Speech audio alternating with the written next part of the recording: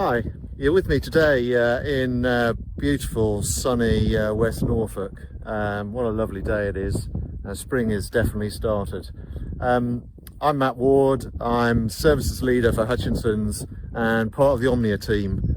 And today I'm looking at the field's soil structure ahead of a spring cropping, and just trying to look at soil structure and assess what cultivations are necessary and when we might be able to get started planting potatoes and drilling sugar beet.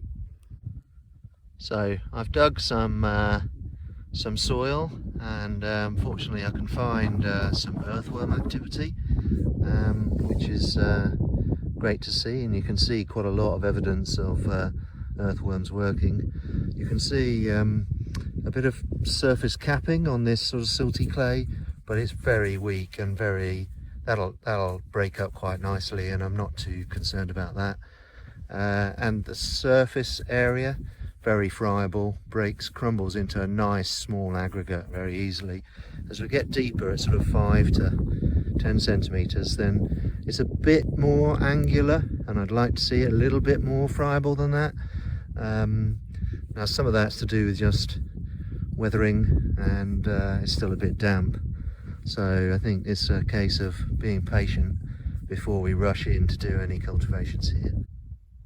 This client is in the pilot scheme for SFI, and so not only am I doing this practically because I just want to have a look and inspect soils before we start putting in spring crops, but also I'm recording this using the Omnia platform.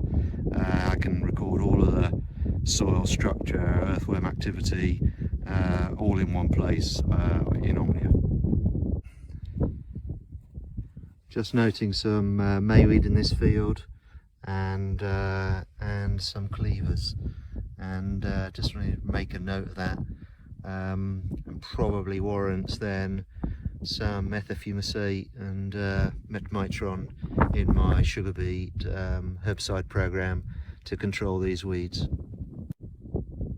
This is a different field, slightly heavier soil, and you can see it's not as friable as the last, and there's less. You can see some wormholes, there's one just there, but they're much less noticeable, and it's a much more blocky structure, and this will be much more challenging as it dries out, because it'll become harder with more. You can see I'm pressing quite hard to try and break this up, and it's quite angular and quite blocky.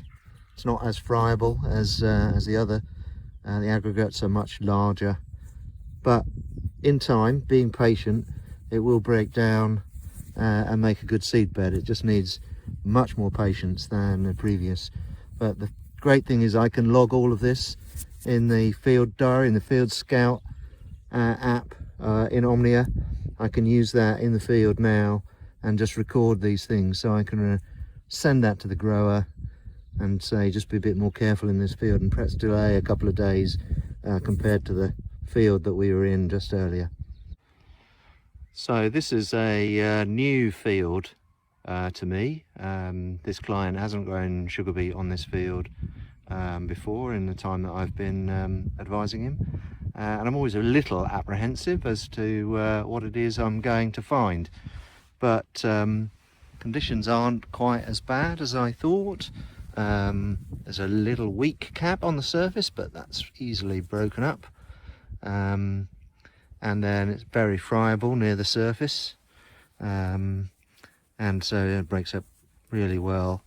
As we get lower down, it's a little bit more blocky. The aggregate isn't quite so friable. You can see a little bit of worm activity, maybe not quite as much as I'd like, but this is fine. Again, it's quite wet, but I think a week of this glorious weather, which is what we forecast, and I think it'll make a really good seed bed for sugar beet. This is a much lighter soil. You can see a nice big juicy earthworm, and but a really good, lots of worm activity, and a really friable, lovely friable structure. And yeah, in a couple of days time, I think we'll easily be able to come in and drill this. And fortunately, they are already just spraying the field off with Roundup just before we start planting.